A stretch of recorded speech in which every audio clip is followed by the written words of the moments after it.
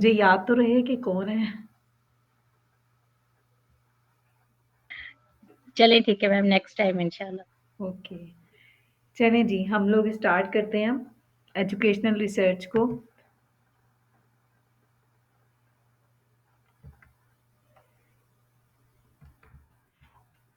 हम लोगों ने कल बेसिक सी चीज़ें देखी थी कि इंट्रोडक्शन क्या है रिसर्च का, इम्पोर्टेंस क्या है रिसर्च की, करेक्टरिस्टिक्स कौन कौन सी होती हैं रिसर्च की, और कुछ एथिकल इश्यूज थे कोई भी रिसर्च कंडक्ट करते हुए हमें किन एथिक्स का ख्याल रखना चाहिए। उसके अलावा हमने जो रिसर्च का प्रोसेस है उस किन स्टेप्स पे बेस करता है उन्हें हमने स्टडी किया था, जिससे हमें बेसिक जो रिसर्च का स्ट्रक्चर है वो क्लियर हो गया था। ठीक है, उसके बाद हमने वो स्किल्स देखी थी जो एक रिसर्चर में होनी चाहिए। ठीक है, हम थे रिसर्च वेरिएबल पर। रिसर्च वेरिएबल के बारे में हम लोगों ने स्टडी किया था कि रिसर्च वेरिएबल सिंपल हमने सबसे पहले हमने वेरिएबल को देखा था। तो आप में से कोई मुझे बताएं वेरिएबल के बारे में कि वेरिएबल क्या होता है।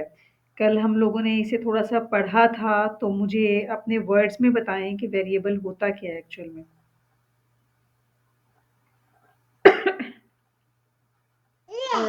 क्वालिटी और वेरिएबल। क्वांटिटी में चेंज को हम वेरिएबल कहते हैं। अगर हम रिसर्च की बात करें तो रिसर्च हाँ जी, रिसर्च आपकी आवाज़ मैम कट रही है। Anything that keeps on changing is called variable.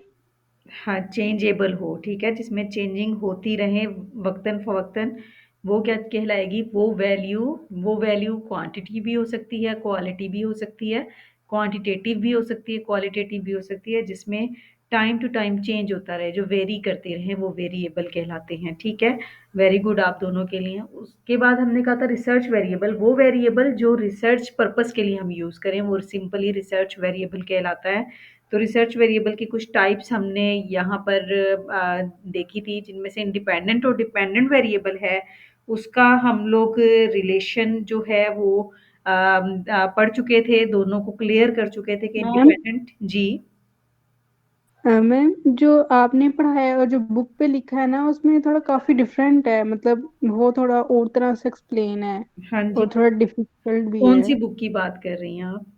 Ma'am qualified guide की जिसमें हाँ जी, गेट क्वालीफाई क्वालिफाइड। गाइड की बात कर रही हैं आप, तो क्या है ये, आप फिर मुझसे ग्रुप में आप पूछती हैं ये वाली बात ना, कि इन दोनों में क्या डिफ़रेंस आ रहा है, या जो पढ़ा हुआ है, आपको कोई भी प्रॉब्लम हुआ करे, आप ग्रुप में मुझसे डिस्कस कर लिया करें।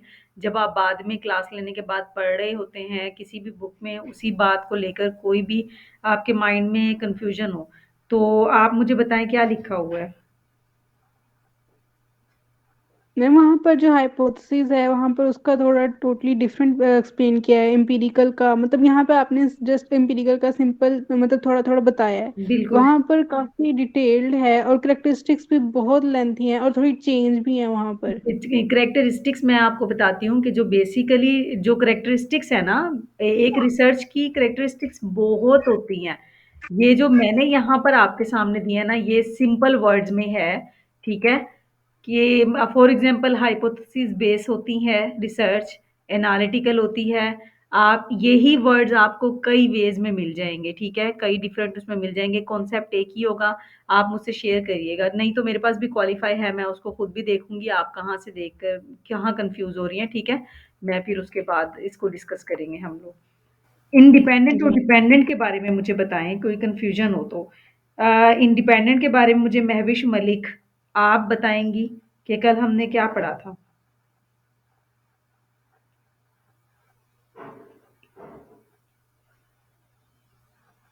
हाँ जी, महविश आवाज नहीं आ रही है आपको?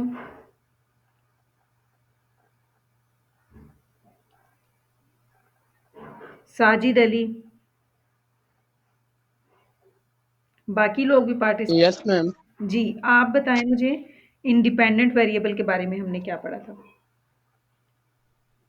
मैम इंडिपेंडेंट वेरिएबल वो होता है जिसको किसी के साथ कोई कंसर्न नहीं होता। ठीक है। और आपने बताया था कि ये डिपेंड किसी के ऊपर नहीं करता, मसलन ये जो है ना ये पार्टिसिपेट तो करता है लेकिन ये किसी के ऊपर मुनहसर नहीं होता, ठीक है, कोई ये एग्जांपल बराए दें। नाम होता है। एक आपने और बताया था, वो मुझे वर्ड भूल गया, बता देता मैं। मैनिपुलेटेड बाय द बिल्कुल, रिसर्च। मैनिपुलेटेड बाय, जी बिल्कुल। मैनिपुलेटेड वाली बात बोल दी। अगर टेक्निकली बात करें तो manipulated a variable that is manipulated by the researcher is called independent variable. और अगर हम बात करें, आपने ये वाली स्टेटमेंट जो इस्तेमाल की है कि इसको किसी के साथ कंसर्न नहीं होता है, ऐसा बिल्कुल भी नहीं है। इसको कंसर्न तो होता है, ये अपना असर डालता है किसी दूसरे वेरिएबल के ऊपर, यस, ठीक है? जिस पर असर डाल रहा यस है, ज़ाहिर मैम। है उधर कंसर्न तो है। जिस तरह एकेडमिक अचीवमेंट पे टीचिंग मेथड है, उसका हम असर चेक कर रहे हैं, तो इसका मतलब है जो टीचिंग मेथड है उसको स्टूडेंट के अचीवमेंट्स पर से कंसर्न है, ठीक है? अगर टीचिंग मेथड अच्छा है यस, तो स्टूडेंट की अचीवमेंट है वो अच्छी है, ठीक है? तो कंसर्न होता है स्टेटमेंट, वो वाली आपकी रॉन्ग है। लेकिन ये है कि ये खुद मुख्तार वेरिएबल है, मीन्स के इसके इस पर कोई चेंज नहीं होगा किसी की वजह से, ये जैसा है ये वैसा ही रहेगा। लेकिन डिपेंडेंट वेरिएबल जो है उस पर इफ चेंज आएगा इंडिपेंडेंट की वजह से, ठीक है? तो मुझे कोई इन दोनों की एग्जांपल दे दे एक। जिस तरह मैंने टीचिंग मेथड को एकेडमिक अचीवमेंट के साथ चेक करते हुए बताया था, इनमें से ये वेरिएबल डिपेंडेंट है और ये इंडिपेंडेंट है। तो इसी तरह मुझे एक स्टेटमेंट बोलकर बता दें कि कौन सा इंडिपेंडेंट है और कौन सा डिपेंडेंट वेरिएबल है।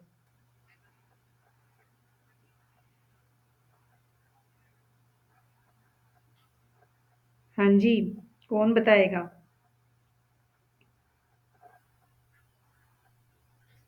मैम, जी, जी।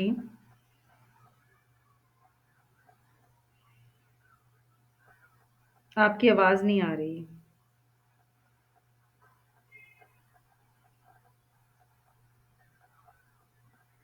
ये ज़ाहिद अहमद जिन्होंने अभी जॉइन किया है, लेट आए हैं, तो यही बताएँ इंडिपेंडेंट और डिपेंडेंट की कोई सी एक स्टेटमेंट बनाएँ और जिसमें हमें क्लियर हो कि कौन-सा वेरिएबल इंडिपेंडेंट को शो कर रहा है और कौन-सा डिपेंडेंट को।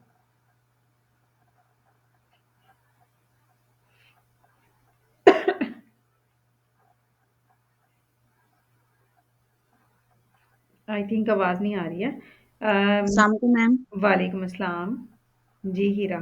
मैम हम इस तरह से कह सकते हैं, जैसे ये जंक फूड है तो ये हेल्थ पे जो इम्पैक्ट डालती है, इसमें जो जंक फूड है वो इंडिपेंडेंट वेरिएबल होगा और जो हेल्थ है हमारी वो डिपेंडेंट वेरिएबल होगा। ठीक है, यानी अगर हम इसकी स्टेटमेंट बनाएँ तो the effect of junk food on students health, ठीक है? तो इसमें जो यस मैम। जंक फूड है, हमने उसका कोई वो नहीं चेक करना कि वो कैसी बनी हुई है, कैसी नहीं बनी हुई है, हमारा उससे कोई कंसर्न नहीं है।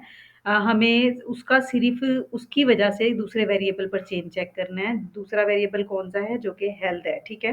हेल्थ डिपेंडेंट वेरिएबल है, वेरी गुड। चलें जी, अब हम नेक्स्ट आगे चलते हैं।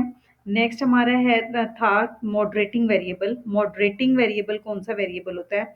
ये वेरिएबल जो होते हैं, ये वो वेरिएबल्स होते हैं जो हमारे रिसर्च में एक्सपेक्टेड होते हैं। यानी हम ये एक्सपेक्ट कर रहे होते हैं कि ये चीज़ें अकर हो सकती हैं, ये सिचुएशन हमारे सामने आ सकती है या ये वेरिएबल जो है, ये निकल कर सामने आ सकता है हमारी इस स्टडी में।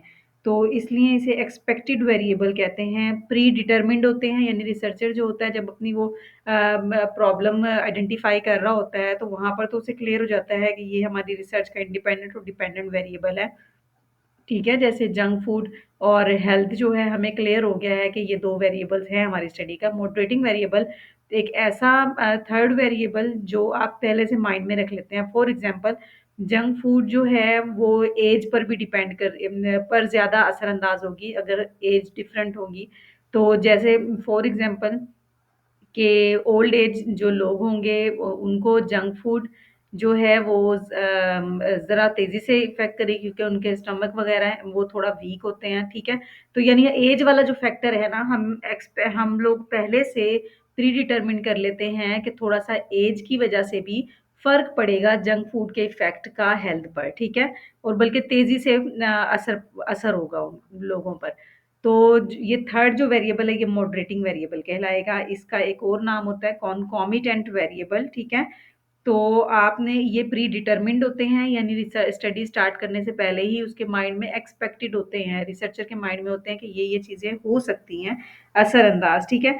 लेकिन इसको वो बाकायदा स्टडी कर नहीं रहा होता अपनी स्टडी में, सिर्फ़ उसके माइंड में ज़रूर होता है कि ये सिचुएशन आ सकती है, लेकिन वो अपनी स्टडी का पार्ट नहीं बनाता इस वेरिएबल को, ठीक है?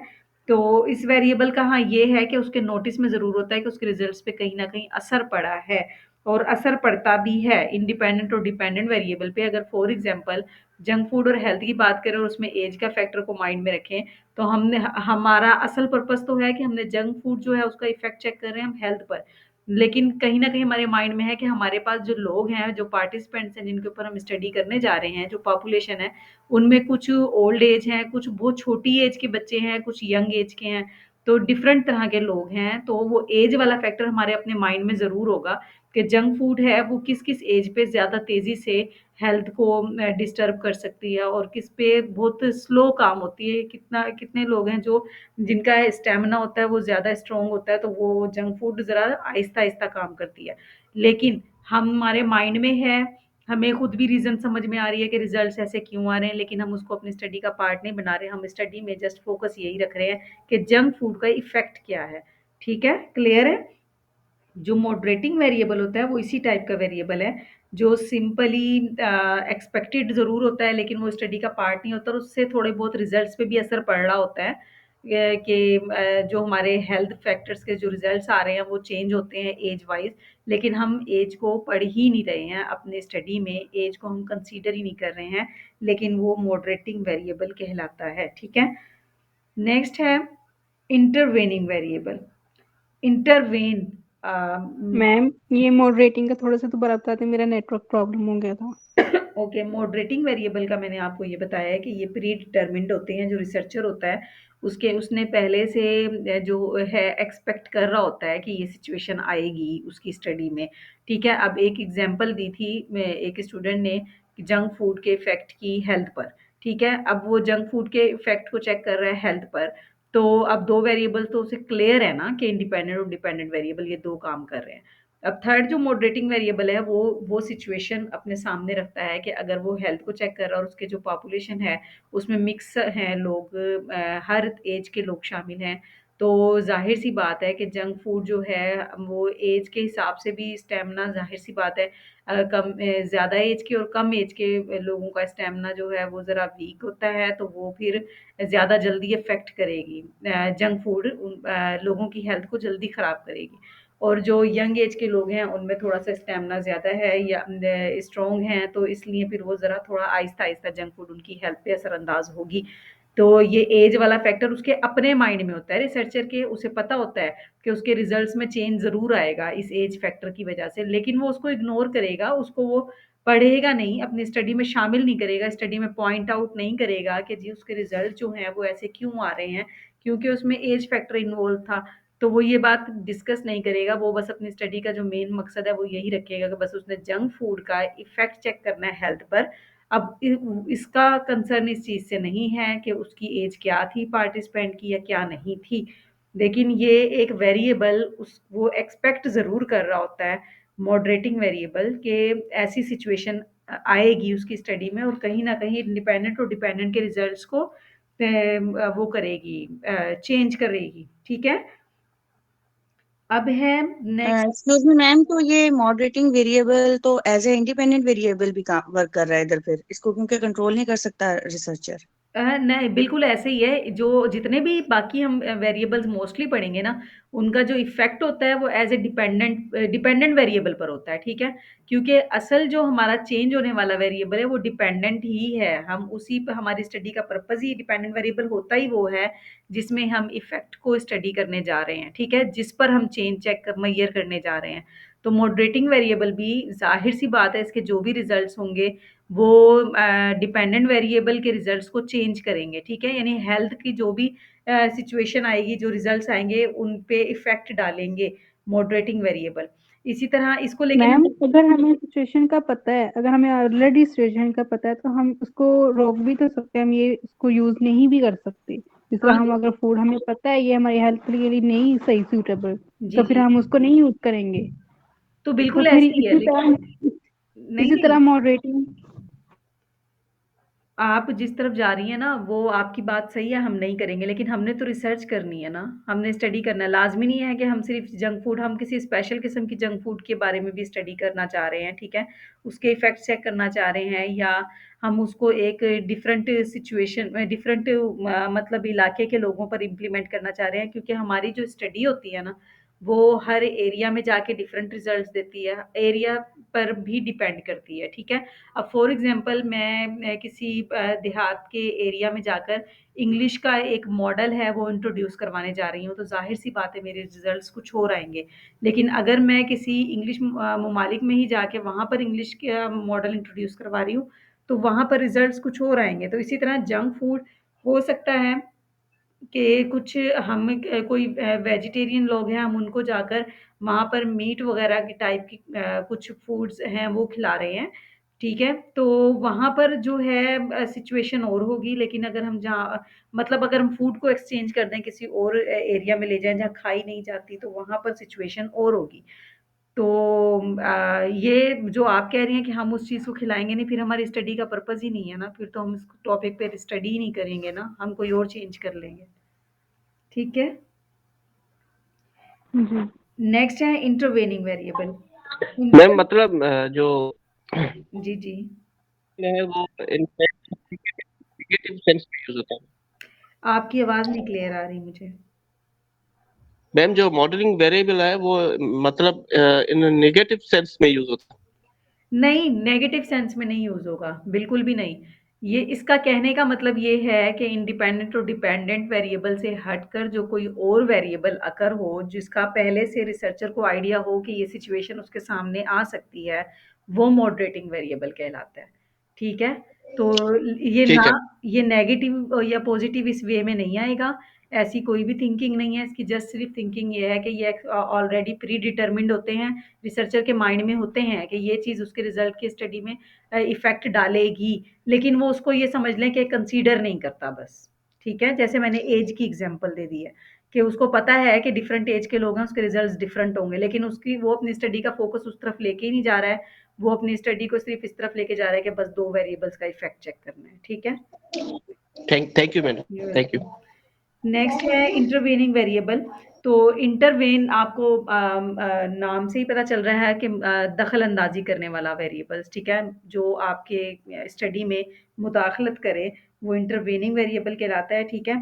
ये जो हैं, ये प्री डिटरमिन्ड नहीं होते। मॉडरेटिंग और इंटरवेनिंग में यही फ़र्क है कि जो मॉडरेटिंग है, वो प्री डिटरमिन्ड होते हैं, ऑलरेडी एक्सपेक्टेड होते हैं, जबकि इंटरवेनिंग सडनली अकर होते हैं, ठीक है? आपकी स्टडी में अचानक से सिचुएशन आ जाती है कोई और जिसको आप फेस करते हैं और उससे आपके रिजल्ट में आपके जो भी रिलेशनशिप है कॉज एंड इफेक्ट रिलेशनशिप का वर्ड जहाँ भी यूज होता है रिसर्च में कॉज एंड इफेक्ट का मतलब इंडिपेंडेंट और डिपेंडेंट वेरिएबल के दरमियान रिलेशनशिप ठीक है तो अगर इन दो के में भी चेंज ला रहा है तो वो वेरिएबल जो है इंटरवेनिंग वेरिएबल कहलाता है अब उन दो के रिलेशनशिप पे इफेक्ट डाल रहा है वो मॉडरेटिंग वेरिएबल भी है और वो इंटरवेनिंग भी है लेकिन चेंज क्या है कि मॉडरेटिंग प्री डिटरमिन्ड होते हैं जबकि इंटरवेनिंग सडनली अकर होते हैं ठीक है एकदम से इंटरप्शन जो है वो क्रिएट करते हैं आपके स्टडी में तो वो इंटरवेनिंग वेरिएबल कहलाते हैं इसकी एग्जांपल आप ऐसे लें कि फॉर एग्जांपल आपने कोई टीचिंग मॉडल जो है इंट्रोड्यूस करवा रहे हैं लैब में ठीक है आपको कंप्यूटर्स की ज़रूरत है तो आपको प्रोजेक्टर की ज़रूरत है आप जैसे ही वो यूज़ कर रहे हैं कि सडनली लाइट चली जाती है लोड शेडिंग हो जाती है ठीक है और आपके पास कोई बैकअप भी नहीं होता या आपके माइंड में ऐसा कुछ आया ही नहीं था कि ऐसे हो जाएगा लाइट चली जाएगी तो ये वाला जो लोड शेडिंग का जो एकदम से वेरिएबल आया है दरमियान में ये इंटरवेनिंग वेरिएबल के तौर पे काम कर रहा है सडनली अकर हुआ है और इससे क्या हुआ है कि आपकी जो स्टडी है वो रुक गई है और लाइट ऐसे गई है कि वो आएगी कई घंटों तक नहीं आई और जो भी आपका अलॉटेड टाइम था रिसर्च के लिए वो स्टॉप हो गया और आप कुछ भी नहीं कर सके तो वो चीज़ से क्या होगा कि आपकी स्टडी का जो भी वेरिएबल्स हैं या जो भी है फॉर एग्जांपल आपके दरमियान में आपने आधा एक्सपेरिमेंट किया है और आधे में ही लाइट चली गई है तो वहाँ पर आके स्टॉप हो गए आपके रिजल्ट्स और रिजल्ट्स में चेंज आ गया जो आपका एक प्रोसीजर चल रहा था वो रुक गया है तो इससे आपके रिजल्ट्स पे काफ़ी इफ़ेक्ट पड़ता है फॉर एग्जांपल आपने उस टीचिंग मॉडल के थ्रू टीचिंग तो कर ली है, स्टूडेंट्स को जो है लेसन डिलीवर कर दिया है। अब वक़्त आया है आपकी टेस्टिंग करने का। तो जैसे ही आप टेस्टिंग करने जा रहे हैं तो एक मतलब नामालूम टाइम के लिए लाइट चली गई है, ठीक है? तो उससे क्या हुआ, आपकी टेस्टिंग रह गई है। अब आप फॉर एग्ज़ाम्पल आप ये कहते हैं कि अब लाइट लोड शेडिंग का कोई बैकअप नहीं है, आप कोई जनरेटर कुछ भी वहाँ पर अरेंज नहीं कर पा रहे, तो आप कहेंगे कि चलें अब जो टेस्ट है वो नेक्स्ट टाइम ले लूँगी। अब आपको खुद पता है कि स्टूडेंट को फौरी तौर पे पढ़ाने से जो माइंड में चेंज आया था और वो अगर उसी टाइम पे उसे अटेम्प्ट करता, तो उसके रिज़ल्ट्स कुछ और होते। अब आप उसको डिले कर रहे हैं तो स्टूडेंट होता है, वो आपके चीज़ें जो हैं वो भूल जाएगा और उसके बाद वो उसको स्टडी करेगा तो ज़ाहिर-सी बात है आपके टेस्ट इतने अच्छे स्टूडेंट अटेम्प्ट नहीं कर पाएगा। तो इससे क्या होगा, रिज़ल्ट्स में काफ़ी चेंज आएगा, काफ़ी फ़र्क आएगा। तो ये वाला जो वेरिएबल है जो सडनली अकर हुआ है और आपके वेरिएबल्स के दरमियान जो है रिजल्ट्स में जो है मुदाखलत की है वो इंटरवेनिंग वेरिएबल कहलाता है। क्लियर है?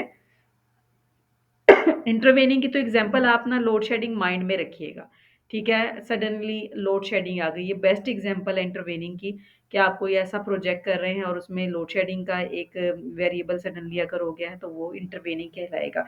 और मॉडरेटिंग के लिए एक मैम अगर जी। रिसर्च में अगर आप मतलब इसी से रिलेटेड इनके एग्जांपल्स हैं ना, तो वो ज़्यादा मेरे ख्याल से सूटेबल है, क्योंकि हमने इसी को माइंड में रख के आगे पढ़ना होता है, हाँ, किससे रिलेटेड एग्जांपल दूँ? रिसर्च से ही। जी, रिसर्च से रिलेटेड मैं तभी आपको दे रही हूँ कि रिसर्च में तो लाज़मी नहीं होता कि ये टॉपिक आपका वर्ल्ड वाइड होते हैं। मतलब ये कि किसी भी किस्म का टॉपिक होता है, फॉर एग्जांपल हर फील्ड से रिलेटेड टॉपिक्स हो सकते हैं। रिसर्च हमारी सिर्फ़ एक ही साइड पे नहीं होती, लेकिन मैं एज़ अ टीचर जो ज़्यादा मोस्टली एग्जांपल्स आपको रिसर्च के हवाले से, टॉपिक्स के हवाले से देती हूँ, स्टूडेंट टीचर के दरमियान यानी एकेडमिक जो एग्जांपल्स हैं वो देती हूँ। जैसे कि मैंने आपको कहा कि आप टीचिंग मेथड को इम्प्लीमेंट करवा रहे हैं क्लास में, आप उसका इफ़ेक्ट चेक करना चाह रहे हैं स्टूडेंट की अचीवमेंट पे, तो आपने प्रोजेक्ट यूज़ करना है, प्रोजेक्टर यूज़ करना है, कंप्यूटर्स यूज़ करने हैं, लेकिन अचानक से लोड शेडिंग हो जाती है और आपका आधा काम हो गया और आधा रह गया है, तो वो आप अगले वक़्त के लिए छोड़ देंगे तो आपके रिज़ल्ट्स वो नहीं रहेंगे। तो इसलिए जो ये वेरिएबल लोड शेडिंग का आकर हुआ है सडनली, ये इंटरवेनिंग वेरिएबल कहलाएगा, ठीक है? जी। और मैम ये इंटरवेनिंग भी डिपेंडेंट वेरिएबल है ना? इंटरवेनिंग नहीं, आप इनको इंडिपेंडेंट और डिपेंडेंट के दरमियान नहीं करें शामिल, ठीक है? इंडिपेंडेंट एक अलग वेरिएबल है, डिपेंडेंट एक अलग वेरिएबल है। इंटरवेनिंग ये जो इंटर मॉडरेटिंग बोला, इंटरवेनिंग बोला, ये थर्ड वेरिएबल है अदर देन इंडिपेंडेंट और डिपेंडेंट वेरिएबल, ठीक है? थर्ड वेरिएबल है एग्जांपल्स में भी। अगर आप फॉर एग्जांपल मॉडरेटिंग को एक ने कहा कि ये इंडिपेंडेंट वेरिएबल है, तो मैंने तो मॉडरेटिंग वेरिएबल इंडिपेंडेंट वेरिएबल आपको एक एग्जांपल में अलग बताया है कि जो टीचिंग मेथड है वो आपका इंडिपेंडेंट वेरिएबल है, ठीक है? तो और जब मैं फिर कह रही हूँ कि एज का फैक्टर आ जाए दरमियान में, तो वो थर्ड वेरिएबल जो है वो मॉडरेटिंग वेरिएबल है। ये दो इस तरह नहीं हो सकता। अगर आप मॉडरेटिंग को इंडिपेंडेंट कह रही हैं तो फिर तो आप एज को भी इंडिपेंडेंट कहेंगी, ऐसा बिल्कुल भी नहीं है। ये आप लिंक नहीं करें, इनमें डिफरेंस है, ठीक है? वो दोनों अलग चीज़ें हैं, तो मॉडरेटिंग मैम वेरिएबल। हमारी जब हम स्टडी करते हैं तो हम मोर देन वन भी तो ले सकते हैं ना इंडिपेंडेंट वेरिएबल। जी, बिल्कुल ले सकते हैं। हाँ जी, इंडिपेंडेंट वेरिएबल मोर देन 1 भी हो सकते हैं। वो एक अलग चीज़ है, लेकिन मोर देन 1 का मतलब ये नहीं है कि वो एक इंटरवेनिंग हो गया, एक मॉडरेटिंग हो गया, ऐसा बिल्कुल भी नहीं है। इंडिपेंडेंट वेरिएबल मोर देन 1 भी हो सकता है। फॉर एग्ज़ाम्पल आप लिख रहे हैं effect of junk foods on students health, ठीक है? अब मैं जंक फूड को एक सिंगल वेरिएबल के बजाय मैं 2 चीज़ों का डिफरेंट कर लूँ, effect of burgers and pizza on students health. तो यहाँ पर बर्गर और पिज़्ज़ा 2 इंडिपेंडेंट वेरिएबल्स हो गए हैं, ठीक है? और स्टूडेंट्स की हेल्प पे कर रहे हैं। तो वो एक अलग चीज़ है, लेकिन मॉडरेटिंग और इंटरवेनिंग के कॉन्सेप्ट को आप इंडिपेंडेंट और डिपेंडेंट ना कहें। ये वो वेरिएबल हैं जिनके अकर होने से इन दोनों के दरमियान रिलेशनशिप में फ़र्क आता है, ठीक है? इनके रिज़ल्ट्स में फ़र्क आता है और ये अदर देन इंडिपेंडेंट और डिपेंडेंट वेरिएबल है। नेक्स्ट है controlled variable. Controlled variable simply ये वेरिएबल जो हैं वो वेरिएबल्स होते हैं जिन पे रिसर्चर को कंट्रोल होता है, ठीक है? तो इसमें कुछ भी ऐसा नहीं है, सिर्फ़ एक ये वर्ड डिफ़रेंस की वजह से यहाँ पर मैंने लिखा हुआ है कि कंट्रोल के नाम से अगर कंट्रोल्ड वेरिएबल आएँ, तो वो वेरिएबल्स होते हैं जिन पे फुली कंट्रोल होता है। फॉर एग्ज़ाम्पल अब हम यहाँ पर देख लेते हैं अच्छा जी, ये जो कंट्रोल वेरिएबल भी होते हैं ना, इसमें ये है कि जो ये वो वेरिएबल है जिसको हम जितनी बार भी अप्लाई करें वो रिज़ल्ट सेम ही दे, ठीक है? उसके रिज़ल्ट्स फिक्स हों, हमें पता हो इसका रिज़ल्ट अच्छा ही आना है। फॉर एग्ज़ाम्पल मैं कोई मॉडल इंट्रोड्यूस करवाने जा रही हूँ और वो जो मॉडल है इंडिपेंडेंट वेरिएबल के तौर पे काम कर रहा है, लेकिन उसके रिज़ल्ट्स का हमें कन्फर्म है कि ये जहाँ भी यूज़ होता है, जिस भी एनवायरनमेंट में यूज़ होता है, इसके रिज़ल्ट्स हमेशा अच्छे आते हैं। फिर भी हम उसको अपने इलाके में लाकर यहाँ पर मैं क्लासरूम में इम्प्लीमेंट करना चाह रही हूँ। तो इस तरह का वेरिएबल जिसके रिज़ल्ट्स जो है हर ट्रायल में अच्छे आएँ, सेम ही रहें, ठीक है? तो वो वेरिएबल कंट्रोल्ड वेरिएबल कहलाता है, जिस पे रिसर्चर को कंट्रोल होता है, ठीक है? यानी कि पूरे एक्सपेरिमेंट में ये वेरिएबल जो है ये सेम ही रहेगा। अब इसकी एग्ज़ाम्पल मैं ऐसे देती हूँ कि आप मैं किसी साइंस लैब में कोई एक्सपेरिमेंट कर रहे हैं, वहाँ पर आपको साइंस लैब का टेम्परेचर जो है, एक फ़िक्स टेम्परेचर चाहिए, तो आप उस टेम्परेचर को साइंस लैब के जो टेम्परेचर है उसको मेंटेन रखेंगे। तो यहाँ पर जो टेम्परेचर का वेरिएबल होगा, वो कंट्रोल्ड होगा, जिस पे आपको फुली कंट्रोल है कि जिस टाइम तक आपने ये एक्सपेरिमेंट करना है, उस टाइम तक पूरी लैब का जो टेम्परेचर है, वो इतना ही रहेगा, ठीक है? चाहे कोल्ड हो, चाहे हॉट हो, जो भी है। उसी हिसाब से आप उस टेम्परेचर को सेट कर लेंगे, तो यहाँ पर जो टेम्परेचर का वेरिएबल है वो आपकी रिसर्च में कंट्रोल्ड के तौर पे काम कर रहा है, ठीक है? क्लियर है? जी ma'am. Yes okay. Ma'am, students के दरमियान अगर प्रेजेंटेशन के दौरान अगर जो हेजिटेशन होती है या कंफ्यूजन होती है किसी भी रिसर्च पे या प्रेजेंटेशन में, तो बिल्कुल। अगर स्टूडेंट्स उसपे कंट्रोल करता है तो वो कंट्रोल में आएगी, कंट्रोल वेरिएबल पे होगा, या जिसको कॉन्फिडेंस है और अच्छा बोलता है हेजिटेशन को कंट्रोल करके। मेरा ख़्याल है कि जो कॉन्फिडेंस और हेजिटेशन वग़ैरह है ना, ये कंट्रोल्ड वेरिएबल बहुत कम होते हैं, ठीक है? ये वो वाले वेरिएबल्स नहीं होते जिन्हें ईज़िली कंट्रोल किया जा सके, ये वेरी करते हैं, ठीक है? तो लेकिन अगर रिसर्चर है, रिसर्चर को इतना मैंने बताया ना कि वो वेरिएबल जो हमेशा, हमेशा सेम ही रहे, ठीक है? अब लाज़मी नहीं है कि हर बंदे पर जो वो वेरिएबल है, फॉर एग्ज़ाम्पल कॉन्फिडेंस का आप कह रहे हैं, वो सेम रहे, वो चेंज होता रहता है। यहाँ तक कि कॉन्फिडेंट बंदा भी है, वो भी किसी जगह पर जाकर सम टाइम जो है कन्फ्यूज़ होता ही है। तो वो वाला वेरिएबल कंट्रोल नहीं कहलाएगा, लेकिन ऐसा वेरिएबल जिसको आप थ्रू आउट अपने एक्सपेरिमेंट या आपने जितनी भी प्रीवियस स्टडीज़ हो चुकी हैं, उसमें आप ईज़िली कंट्रोल रख सकें, तो उसकी बेस्ट एग्ज़ाम्पल टेम्परेचर ही है, जो कि मैंने आपको दी कि आप टेम्परेचर मेंटेन कर लेते हैं, ठीक है? उसके अलावा जो है आप फॉर एग्ज़ाम्पल जनरेटर का आपने अरेंज किया हुआ है और आपकी जो लोड शेडिंग वाली सिचुएशन है वो भी फुली कंट्रोल में है। तो यहाँ पर आके जो आपकी लाइट का जो इश्यू है, वो भी कंट्रोल्ड वेरिएबल बन जाएगा, क्योंकि आपने बैकअप भी रखा हुआ है और आपको पता है आपके थ्रू पूरे उसमें बैकअप होने की वज़ह से आपको लोड शेडिंग फेस करनी ही नहीं पड़ेगी। जो लोड शेडिंग वाला वेरिएबल है वो आपकी फुली कंट्रोल में है, ठीक है? यस मैम, ठीक है वो। ओके। नेक्स्ट है एक्सट्रेनियस वेरिएबल। एक्सट्रेनियस वेरिएबल जो है वो ऑपोजिट है बिल्कुल कंट्रोल्ड वेरिएबल के, इसको अनकंट्रोल्ड वेरिएबल भी कहते हैं। नाम जो है इसका एक्सट्रेनियस जो है एक्स्ट्रा से निकला है, यानी ऐसा वेरिएबल जो ना इंडिपेंडेंट हो ना डिपेंडेंट हो, उनसे हटकर हो, ठीक है? और एक्सटर्नली कहीं से भी इन्वॉल्व हो रहा हो, वो वेरिएबल एक्सट्रेनियस कहलाता है और ये बिल्कुल अनकंट्रोल्ड वेरिएबल होता है, ठीक है? इसमें क्या होता है कि आप जो है यानी कि कोई कोई भी वेरिएबल हो सकता है, कोई भी अचानक से कोई बाहर का फैक्टर इन्वॉल्व हो सकता है अचानक से, जिससे आपकी स्टडी में रिजल्ट्स में फ़र्क पड़ जाए, ठीक है? फॉर एग्ज़ाम्पल आप पढ़ा रहे हैं, आपने स्कूल से टाइम लिया है अपनी रिसर्च कंडक्ट करने का, आप उस टाइम पे आए हैं, लेकिन अचानक से उस इदारे का कोई हायर अथॉरिटीज़ हैं, वो चेकिंग के लिए आ जाती हैं। तो जो मैनेजमेंट है, उन्हें आपसे माज़रत करनी पड़ती है कि आप अपनी रिसर्च को दरमियान में रोकें और हमारी तो हायर अथॉरिटीज़ आ गई हैं, ये वो। तो ये जो एक्सट्रेनियस वेरिएबल आ रहा है, ये अनकंट्रोल्ड सिचुएशन है, इसे आप कंट्रोल नहीं कर पाते, तो आपको अपनी रिसर्च को रोकना पड़ता है और रोकने वाली सिचुएशन वैसी ही हो कि आपने पढ़ाने वाला काम कर लिया, अब आपने उसके रिजल्ट्स देखने थे टेस्ट के थ्रू, तो वो टेस्ट कल पे छोड़ेंगे तो आपकी पूरी रिसर्च ही डिस्टर्ब हो गई है, आपके रिजल्ट्स डिस्टर्ब हो गए हैं, स्टूडेंट का माइंड वो नहीं रहेगा जो अब एक था, ठीक है? तो इस तरह का वेरिएबल जो अनकंट्रोल्ड हो, ठीक है। नेक्स्ट है कंफाउंडिंग वेरिएबल। कंफाउंडिंग वेरिएबल जो होते हैं, ये एक किस्म के ऐसे वेरिएबल्स होते हैं जो ये समझ लें आपकी समझ से बाहर हैं, ठीक है।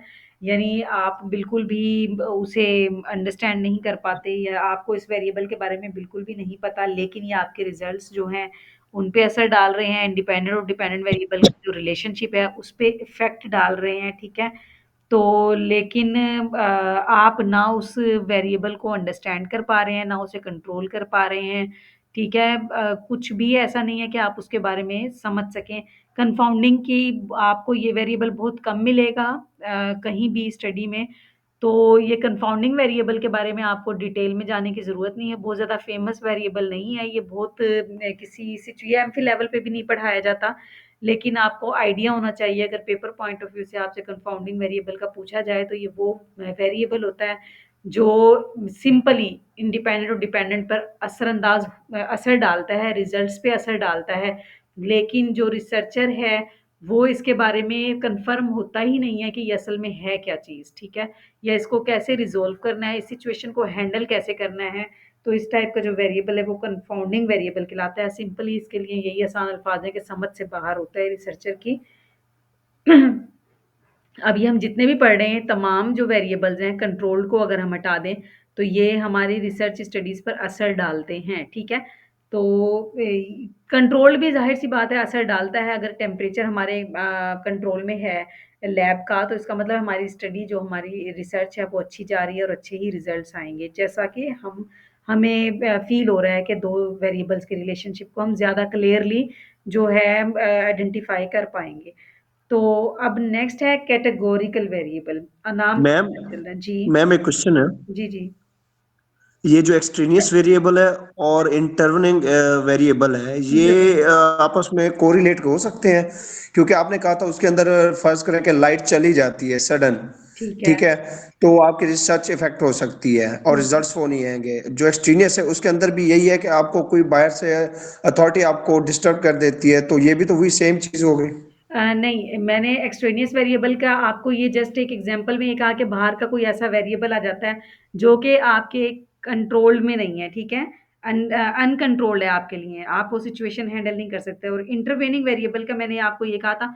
हाँ, वैसे अगर थोड़ा सा आप भी अगर जो पॉइंट ऑफ व्यू आप उठाना चाह रहे हैं इंटरवेनिंग का, तो वो भी आपका पॉइंट भी सही है कि जो इंटरवेनिंग भी होती है वो भी अनकंट्रोल्ड सिचुएशन होती है कि वो सडनली अकर हो गई है आपकी सिचुएशन में। तो वो जो है मैम चीज़ लाइट भी तो बिल्कुल, एक्सटर्नल फैक्टर हुआ ना। बिल्कुल, बिल्कुल।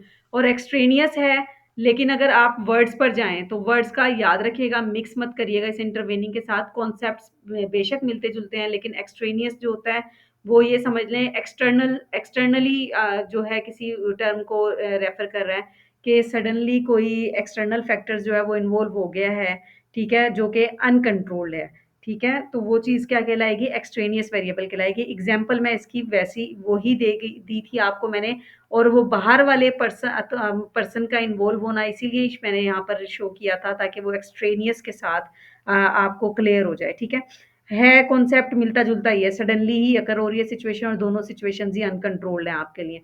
इंटरवेन में क्या है कि वो ही सडनली कोई मुदाखलत कर रहा है आपके काम के दरमियान में, ठीक है?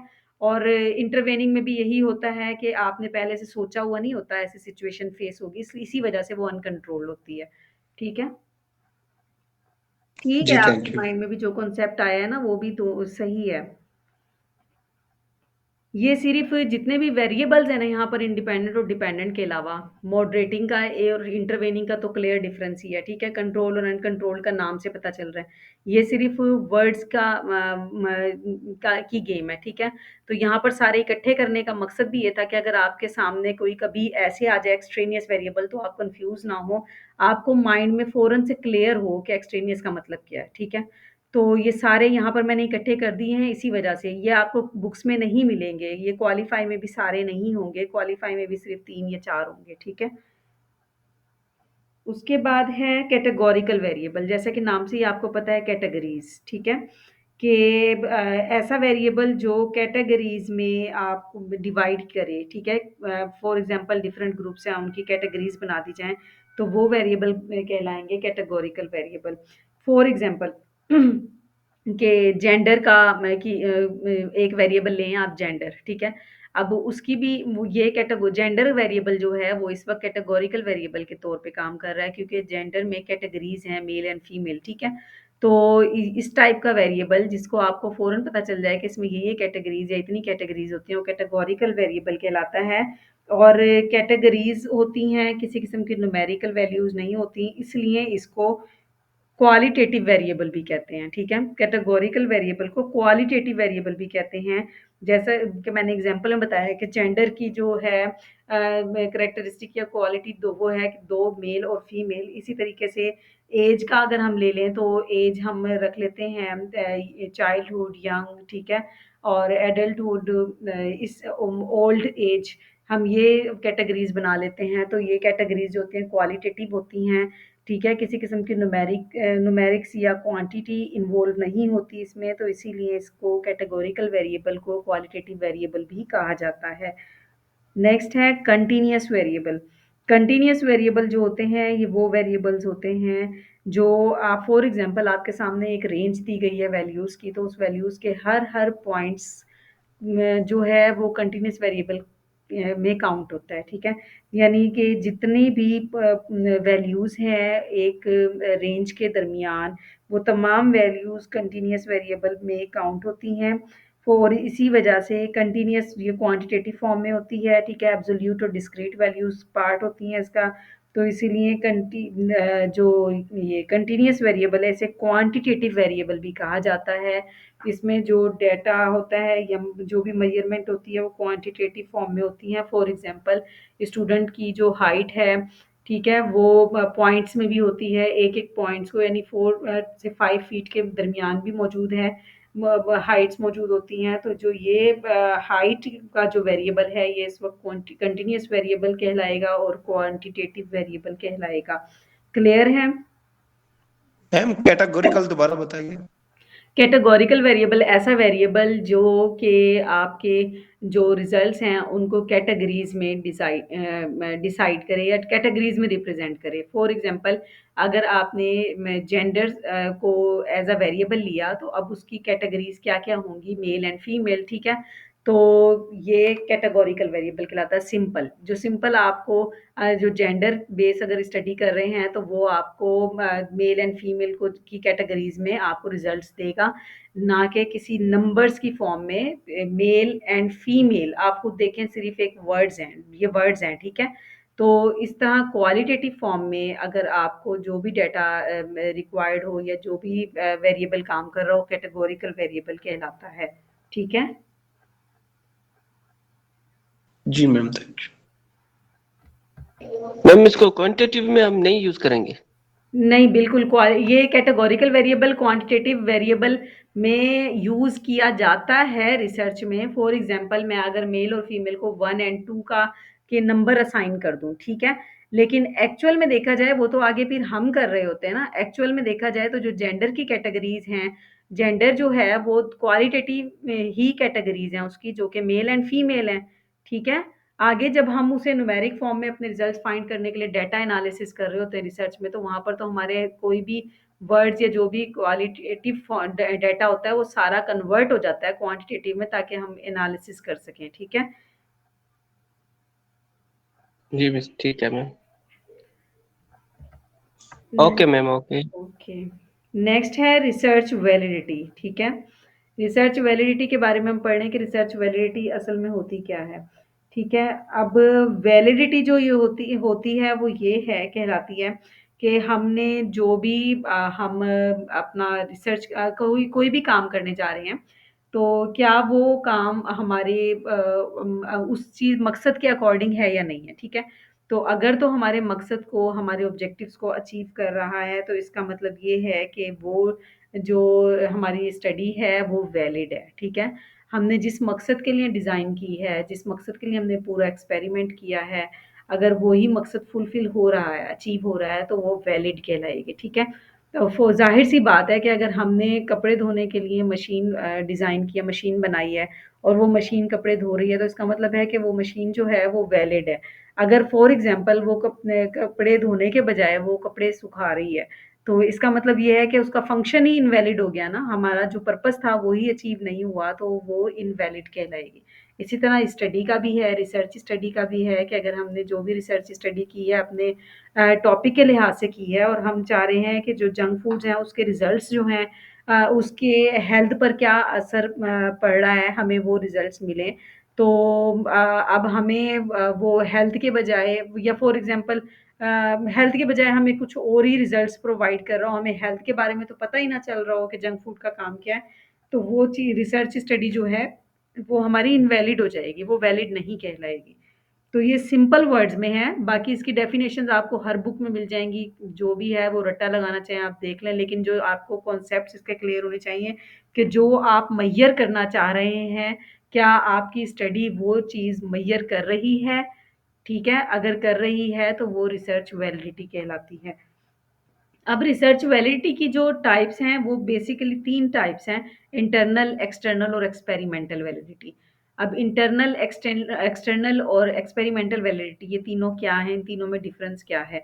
इंटरनल वैलिडिटी आपको नाम से पता चल रहा है कि किसी भी चीज़ के स्ट्रक्चर से, ठीक है, कंसर्न होता है कि जो स्टडी है वो जिस वजह से जो है की गई है जिस मकसद से बनाई गई है, क्या उसका स्ट्रक्चर जो है हम उसका स्ट्रक्चर देखते हैं उस चीज़ का, कि उसको फुलफ़िल कर रहा है या नहीं कर रहा, ठीक है? तो फॉर एग्ज़ाम्पल कि हमने जंक फूड को चेक करने के लिए का इफ़ेक्ट हेल्थ पे चेक करने के लिए स्टडी कर रहे हैं, तो हमने एक क्वेश्चनर डिज़ाइन किया जिसमें हम जंक फूड के हवाले से ही क्वेश्चनिंग कर रहे हैं, ठीक है? उसमें हम वो फिर लोगों से हम फ़िल करवा रहे हैं और लोगों की राय जान रहे हैं कि वो जंक फूड के बारे में क्या कहते हैं। तो अब हमारे क्वेश्चन जो भी होंगे, जो हम आवाम से पूछ रहे हैं, पॉपुलेशन से पूछ रहे हैं, वो अगर हमारे रिलेटेड होंगे इससे हमारे इस टॉपिक से रिलेटेड होंगे, तो इसका मतलब ये है कि जो स्ट्रक्चर है, वो हम बिल्कुल सही हमारा स्ट्रक्चर काम कर हम सही स्ट्रक्चर पे काम कर रहे हैं, तो वो इंटरनली वैलिड होगा, ठीक है? वो जो स्टडी का जो भी मेथड है, जो भी वेज़ हैं, वो इसका मतलब ये है कि वैलिड है। एक्सटर्नल क्या होता है? एक्सटर्नल वैलिडिटी होता है अब बात आ जाती है अब इंटरनल में स्ट्रक्चर की बात हो रही होती है, एक्सटर्नल में हो रही होती है एप्लीकेशन की बात, कि अब हमने अपनी स्टडी को अप्लाई करने जा रहे हैं, ठीक है? कि हाँ जी, हम कह रहे हैं कि जंक फूड जो है वो अच्छी होती है। फॉर एग्ज़ाम्पल हमारी स्टडी के रिज़ल्ट्स ये आए हैं कि जंक फूड जो है वो अच्छे होते हैं हेल्थ के लिए। तो अब हम उसकी एप्लीकेशन के लिए जा रहे हैं रियल वर्ल्ड में, ठीक है? हम जंक फूड जो हैं वो लोगों को दे रहे हैं और मतलब हर जगह ओपन और ये वो और हम देख रहे हैं कि लोगों पर क्या असर पड़ रहा है, लोग हैप्पी हैं, उनकी सेहत अच्छी है, क्या है? जो अब उसकी एप्लीकेशन का टाइम आया है ना हमारी स्टडी का रियल वर्ल्ड में, वो चीज़ एक्सटर्नल वैलिडिटी को शो कर रही है, ठीक है? एप्लीकेबिलिटी ऑफ एनी आइडिया जो है वो अगर तो वो वैलिड है अकॉर्डिंग टू आवर रिजल्ट्स, जो हमारे रिजल्ट्स आए थे, तो उसके मुताबिक ही जो है अप्लाई भी हो रहा है, तो इसका मतलब ये है कि एक्सटर्नली भी वैलिड है हमारी रिसर्च। एक्सपेरिमेंटल वैलिडिटी जो होती है, ये इन दोनों का कॉम्बिनेशन होती है। इसमें हम इंटरनली भी वैलिडिटी चेक कर रहे होते हैं और एक्सटर्नल भी चेक कर रहे होते हैं। सिंपल यही आपने रखना है इसमें एक्सपेरिमेंटल में, यानी अब आपका स्ट्रक्चर, आपकी स्टडी का स्ट्रक्चर और आपकी स्टडी की जो भी एप्लीकेशन है, वो दोनों चीज़ें इन्वॉल्व हो रही हैं। यानी आप एक अब एक्सपेरिमेंटल स्टेप से गुज़र रहे हैं और जब वो एक्सपेरिमेंटली आपने दोनों चीज़ों को चेक कर लिया है और आपके रिज़ल्ट्स वैलिड आ रहे हैं, तो इसका मतलब ये है मैम जी। सॉरी आपको डिस्टर्ब कर रहा हूँ। जी। एक एग्जांपल है, उसको कीजिएगा कि इंटरनल वैलिडिटी और एक्सटर्नल पे ये वैलिड होती है नहीं हाँ होती। जी, कहीं। वो ये है कि जिस तरह एक फर्ज करें कि हमारे पास जो बाटा शूज हैं, जी। ठीक है, तो वो इंटरनल वैलिडिटी उसकी ये है कि क्या वो पायदार हैं या नहीं है, ठीक है? ठीक है। उसमें जो मटेरियल है वो अच्छी क्वालिटी का है या नहीं है, ये इसकी बिल्कुल। इंटरनल वैलिडिटी हो गई। ठीक है। दूसरा जो एक्सटर्नल होगी कि क्या वो मार्केट के अंदर या बाहर जो अवाम है उसको यूटिलाइज जो कर रही है, क्या वो उनके जो पॉइंट यानी कि व्यूज आ रहे हैं बिल्कुल। वो उसकी फेवर में आ रहे हैं या नहीं आ रही है, एक्सटर्नल वैलिडिटी होगी। या इन बिल्कुल। दोनों में क्या डिफरेंस यहाँ पे मैं होगा? बताती हूँ, इंटरनल वैलिडिटी में ये है कि अब स्ट्रक्चर आपने बनाया, आपने आपको पता है या कंपनी को पता है कि उसने इसके अंदर ये मटेरियल यूज़ किया है, ठीक है? और उसका स्ट्रक्चर ये है और ये इतना टाइम तक चलेगा शूज़, ठीक है? और इतना पायदार होगा, कस्टमर को परेशान नहीं करेगा। वो उसको देखते हुए उन्होंने उसमें मटेरियल यूज़ किया है। वो चीज़ तो आ गई इंटरनल वैलिडिटी में, ठीक है? Internal validity. ठीक है, एक्सटर्नल वैलिडिटी में अब कस्टमर के पास आया है, ठीक है? अब कस्टमर उसे यूज़ कर रहे हैं। अब फॉर एग्ज़ाम्पल कि हमने मटेरियल जब यूज़ किया था तो हमने कहा था ये इतना देर पा चलेगा, लेकिन वो 10 दिन के अंदर-अंदर ख़त्म हो गया जूता, ठीक है? उसके बाद कस्टमर को हमने कहा बहुत ईज़ी होगा, कस्टमर को तंग नहीं करेगा, लेकिन वो जूता हार्ड था, कस्टमर बहुत मतलब परेशान रहा उसे पहनने से, तो वो रिज़ल्ट्स इनवैलिड हो रहे हैं। लेकिन है वो क्या एप्लीकेबिलिटी की तरफ आ रहे हैं, तो एक्सटर्नल में आ गई है वो चीज़, ठीक है? तो जी यहाँ पर आके आपकी रिसर्च जो है वो एक्सटर्नली इनवैलिड हो रही है, ठीक है? सही है। और एक्सपेरिमेंटल है, एक्सपेरिमेंटल इन दोनों का कॉम्बिनेशन ही है, जो जहाँ हम दोनों की वैलिडिटी सेपरेटली चेक कर रहे थे, वो एक्सपेरिमेंटल को आप यही समझ लें कि हम चंद लोगों को हमने वो जूता पहनने के लिए दे दिया है, ठीक है? उसके बाद हम चेक कर रहे हैं कि इंटरनली भी जो वैलिडिटी थी और एक्सटर्नल जो वैलिडिटी थी वो ओके है, यानी वैलिड है या नहीं है। तो हम वो एक्सपेरिमेंट करके देख रहे हैं, वो चीज़ जो है एक्सपेरिमेंटल वैलिडिटी कहलाएगी। नेक्स्ट है कंकरेंट वैलिडिटी।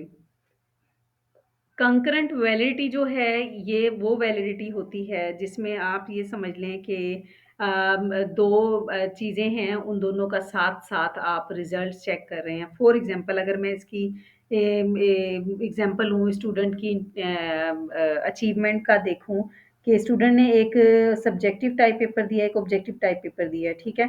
अगर तो अब ये 2 डिफरेंट टाइप के टेस्ट हो गए स्टूडेंट के, अब वो दोनों दिए ये समझ लें कि आपने एक ही दिन है स्टूडेंट ने, अब कंकरेंट साथ-साथ के मीनिंग्स में आता है, तो अब उसकी वैलिडिटी कैसे चेक करेंगे कि स्टूडेंट ने अगर सब्जेक्टिव अच्छा दिया तो स्टूडेंट ने ऑब्जेक्टिव भी अच्छा दिया है।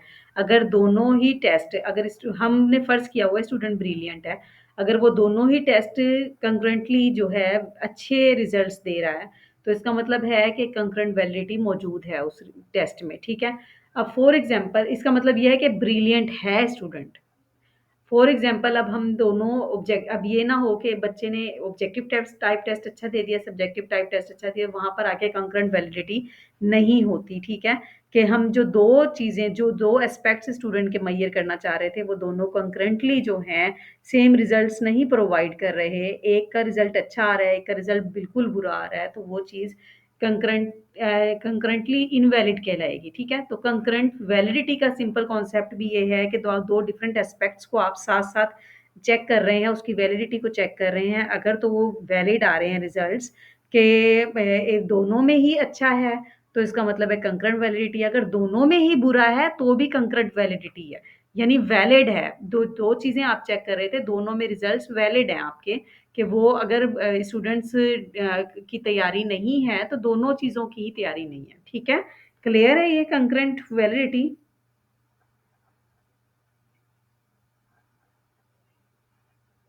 जी मैम, क्लियर। हाँ जी, ये बिल्कुल सिंपल सा कॉन्सेप्ट है, ठीक है? इसमें कुछ ऐसा नहीं है कि आपने कोई डेफिनिशंस याद करनी है, कुछ भी ऐसा नहीं है। कंकरेंट वैलिडिटी 2 डिफरेंट एस्पेक्ट्स को आप एट अ टाइम चेक करना चाह रहे हैं कि कंकरेंटली जो रिज़ल्ट्स हैं वो सेम आ रहे हैं या नहीं आ रहे, तो वो चीज़ कंकरेंट वैलिडिटी कहलाएगी। नेक्स्ट है कंटेंट वैलिडिटी। कंटेंट वैलिडिटी में अगर मैं आपको एग्ज़ाम्पल दूँ टेस्ट साइट की, ठीक है? आपने स्टूडेंट को कहा है कि आपने फर्स्ट चैप्टर जो है मैम जी? मैम ये जो थ्योरी और प्रैक्टिस जो प्रैक्टिकल होता है तो ये कंकरेंट वैल्यू में आएगा हाँ जी, वैलिडिटी बिल्कुल। में? बिल्कुल, जो मैंने आप लोगों को भी नोट्स प्रोवाइड किए हैं, उसमें भी मैंने एग्ज़ाम्पल दी है प्रैक्टिकल की और थ्योरी वाली साइड की, ठीक है? कि 2 तरह के पेपर होते हैं ना हमारे मोस्टली प्रैक्टिकल सब्जेक्ट्स में, साइंस सब्जेक्ट्स में, एक प्रैक्टिकल होता है और एक आपका पेपर होता है। तो अगर तो पेपर में अच्छी अटेम्प्ट की है और तो प्रैक्टिकली भी अच्छा परफ़ॉर्म किया है, तो इसका मतलब है कंकरेंटली वैलिड है वो टेस्ट, ठीक है? या वो ठीक है मैम। स्टूडेंट की जो एबिलिटी है वो कंकरेंट है। कंटेंट जी बस। वैलिडिटी के हवाले से मैं ये बता रही थी कि कंटेंट को अगर हम टेस्ट के पॉइंट ऑफ व्यू से देखें, तो टेस्ट के पॉइंट ऑफ व्यू से ये है कि कंटेंट जो है हमारा वो हमने फॉर एग्ज़ाम्पल स्टूडेंट को कहा है कि वो करे चैप्टर 1 का उसका पेपर होगा, ठीक है? तो चैप्टर 1 तैयार करके आए। स्टूडेंट चैप्टर 1 तैयार करके आता है और हम लोग चैप्टर 1 में से ही पेपर बनाते हैं, उसी कंटेंट को फॉलो करते हैं जो चैप्टर 1 में दिया गया है, उसी कंटेंट से रिलेटेड पेपर बनाएंगे, तो वो कॉन्टेस्ट जो होगा वो कंटेंट के लिहाज से वैलिड कहलाएगा, क्योंकि जो हमने कहा था वो ही मौजूद है।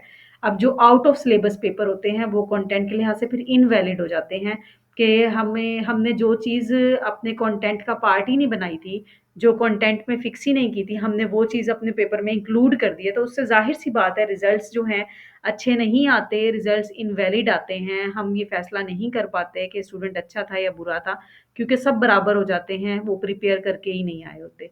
तो इसलिए कंटेंट वैलिडिटी ये है कि जो आपने कंटेंट दिया है उसी को ही आप चेक कर रहे हैं, तो इसका मतलब है कंटेंट के लिहाज से वैलिड है आपका रिजल्ट्स। नेक्स्ट है construct validity. Construct validity, construct का सिंपली आपको बताऊं, कंस्ट्रक्ट एक ऐसी टर्म है जिसमें ये है जिसमें वो चीज़ें शामिल होती हैं जिसको आप डायरेक्टली ऑब्जर्व नहीं कर सकते, ठीक है? आप ऑब्जर्व नहीं कर सकते, जो आप सीन नहीं कर सकते, वो वाली चीज़ें हैं। फॉर एग्जांपल इसमें आपकी जो है एंग्जायटी लेवल आ जाता है, आपका जो है इंटेलिजेंस आ जाती है, हैप्पीनेस को आप मेजर नहीं कर सकते, ठीक है? डिप्रेशन मेजर नहीं कर सकते आप। तो इस तरह की जो चीज़ें हैं, अब फिटनेस है आप मेजर नहीं कर सकते। बाज़ औक़ात हेल्दी नज़र आने वाला शख्स होता है, वो बहुत वीक होता है, उसका स्टैमिना नहीं इतना स्ट्रॉन्ग होता, तो आप फिटनेस को है वो भी नहीं कर सकते। तो जो ये वेरिएबल्स हैं जिसमें मैंने हैप्पीनेस बताया, डिप्रेशन बताया, इंटेलिजेंस बताया है, फिटनेस बताया है, ठीक है? तो ये वाले जो हैं ये कंस्ट्रक्ट कहलाते हैं, जो कि आप जो यानी कि डायरेक्टली ऑब्जर्व नहीं कर सकते, लेकिन आप किसी ना किसी पॉइंट से, फॉर एग्जांपल इंटेलिजेंस लेवल है तो उसको आप चेक करने के लिए लर्नर की फॉर एग्जांपल कोई टेस्ट अटेम्प्ट है, उसको देखने के बाद आप फैसला करते हैं कि हाँ जी ये इंटेलिजेंट है। आप डायरेक्टली एक इंटेलिजेंस जो है उसको देख नहीं सकते, उसको मेजर नहीं कर सकते, ठीक है? तो कंस्ट्रक्ट असल में वही चीज़ें कहलाती हैं जो आप डायरेक्टली ऑब्जर्व ना कर सकें, जिससे जो विजिबल ना हो आपको, ठीक है? तो अब कंस्ट्रक्ट वैलिडिटी में क्या होता है कि फॉर एग्जांपल आपने एक टेस्ट बनाया इंटेलिजेंस को चेक करने के लिए, इंटेलिजेंस मेजर करने के लिए, क्योंकि आप इंटेलिजेंस को डायरेक्टली, वो एक कंस्ट्रक्ट है इंटेलिजेंस, आप उसको डायरेक्टली नहीं ऑब्जर्व कर सकते, मेजर नहीं कर सकते, आप किसी को देखकर नहीं बता सकते कि ये ज़हीन है, ठीक है? आपको उसके लिए किसी चीज़ की ज़रूरत है, तो आप उसके लिए एक टेस्ट डिज़ाइन करेंगे। तो वो टेस्ट डिज़ाइन करने के बाद फॉर एग्जांपल आपको वो टेस्ट डिज़ाइन करने के बाद वो स्टूडेंट उसे अटेम्प्ट करे और उसको चेक करने के बाद आप उसकी एबिलिटीज़ को मेजर करने के बाद वो टेस्ट वाक़ई में अगर आपको हेल्प आउट कर रहा है ये डिसाइड करने में कि ये स्टूडेंट इंटेलिजेंट है या नहीं है, तो अगर तो वो ये कर रहा है कि हाँ ये स्टूडेंट इंटेलिजेंट है, क्योंकि आपने इंटेलिजेंस चेक करने के लिए बनाया था, तो इसका मतलब ये है कि कंस्ट्रक्ट वैलिडिटी वहाँ पर मौजूद है। आपने जिस वजह से ये कंस्ट्रक्ट किया था टेस्ट, या जो आप कंस्ट्रक्टिव जो आइटम है उसको मेजर करने जा रहे थे, उसकी मेजरमेंट हो रही है, ठीक है? तो वो चीज़ क्या कहलाएगी? कंस्ट्रक्ट वैलिडिटी कहलाएगी। क्लियर है? जी मैम, थोड़ा कंटेंट के बारे में बता दीजिएगा, सिग्नल ड्रॉप हो गए थे। ओके, कंटेंट का मैंने ये बताया, जैसे नाम से पता चल रहा है कि आपने किसी भी चीज़ के लिए कंटेंट फिक्स कर दिया। फॉर एग्जांपल मैं अगर आपको कहूँ कि कल मैंने जितना आज तक पढ़ाया है, कल मैं इसका टेस्ट लूँगी, ठीक है? लेकिन मैं क्या करती हूँ, मैंने फॉर एग्जांपल आपको कंस्ट्रक्ट वैलिडिटी तक पढ़ाया है, लेकिन मैं कल आपसे फ़ौरन से टेस्ट में यही क्वेश्चन करती हूँ कि क्राइटेरियन वैलिडिटी क्या होता है? तो वो कंटेंट से बाहर हो गई चीज़। तो वो कंटेंट से बाहर हुई, तो आप कोशिश तो करेंगे बताने की, लेकिन हो सकता है कि रॉन्ग आंसर दें। रॉन्ग आंसर देंगे तो उससे क्या हुआ कि मैं आपको सही से जज नहीं कर पाई। मैंने ये फ़र्ज़ कर लिया कि आप तो अच्छे स्टूडेंट नहीं हैं, जबकि कसूर किसका था? कसूर कंटेंट सिलेक्शन का था कि मैंने आपको जो कंटेंट है वो कहा कुछ था, दिया कुछ था, ठीक है? लेकिन मैं जज आपको गलत कर गई हूँ, तो इसका मतलब है इनवैलिड रिज़ल्ट आ गया मेरा। तो वो कंटेंट वैलिडिटी वो वैलिडिटी है जो हम कंटेंट के को देखते हुए हम कोई भी चीज़ मेजर करने जा रहे हैं, ठीक है? हमारे उस कंटेंट को फुलफिल कर रही है और हमारे रिजल्ट्स भी उसी के अकॉर्डिंग आ रहे हैं, तो वो कंटेंट के लिहाज से वैलिड कहलाएगा, ठीक है? Thank you. नेक्स्ट है क्राइटेरियन वैलिडिटी। क्राइटेरियन वैलिडिटी भी इस टाइप की चीज़ है, ये सिर्फ टर्म्स डिफरेंट हैं, थोड़े से आपको अपने कॉन्सेप्ट्स क्लियर रखने हैं। क्राइटेरियन वैलिडिटी का ये है कि आपने एक क्राइटेरिया फिक्स कर दिया। फॉर एग्जांपल आपने स्टूडेंट्स को कहा कि आपने और जो है मार्क्स जो हैं, आप 50 मार्क्स का टेस्ट बनाएंगी और उसमें से आप 30 प्लस वाले जो स्टूडेंट्स होंगे, 30 प्लस अचीव करना लाजमी है, ठीक है। अदरवाइज मैं उसको कंसीडर ही नहीं करूंगी या पनिशमेंट दूंगी, जो भी बात है, ठीक है। तो आपने 30 प्लस का एक क्राइटेरिया रख लिया। अब आपने स्टूडेंट्स को का टेस्ट बनाया। अब टेस्ट बनाते हुए आपने अपने क्राइटेरिया को सिर्फ स्टूडेंट ने ही तैयार करते हुए याद नहीं रखना, टेस्ट बनाते हुए आपने भी याद रखना है कि आप जानबूझकर टेस्ट को इतना डिफिकल्ट ना बना दें स्टूडेंट के लेवल से ऊपर कि स्टूडेंट 30 प्लस ले ही ना सके, ठीक है। तो आप इस टेस्ट को इस लिहाज से तैयार करें कि आपको पता हो कि आपके स्टूडेंट जो हैं वो आपने इस तरीके से करवाया है कि वो इसको कर सकते हैं, या जो नहीं करेंगे तो इसका मतलब है वो पढ़कर नहीं आए। तो आप उस लिहाज से अगर तैयार करेंगे तो वो क्राइटेरियन वैलिडिटी कहलाएगा कि जो आपने क्राइटेरिया रखा है उस वो अचीवेबल है, उस क्राइटेरिया के लिहाज से वो टेस्ट जो है काम कर रहा है। और आपने जो माइंड में रख के बनाया था कि जो पढ़ने वाले बच्चे हैं वो तो कर लेंगे, वाकई में इसको जो नहीं पढ़ने वाले वो नहीं करेंगे, तो वो वैसा ही हुआ है। और आपके जो बहुत ज़्यादा वीक स्टूडेंट्स थे वो 30 प्लस नहीं ले सके क्योंकि वो मेहनत नहीं की, उन्होंने पढ़कर नहीं आए। इसमें यानी कि आपने क्राइटेरियन वैलिडिटी को जहन में रखते हुए अपने टेस्ट को वैलिड बनाया है और इसी तरह रिजल्ट्स भी फिर वैलिड ही आए हैं, ठीक है। क्लियर है?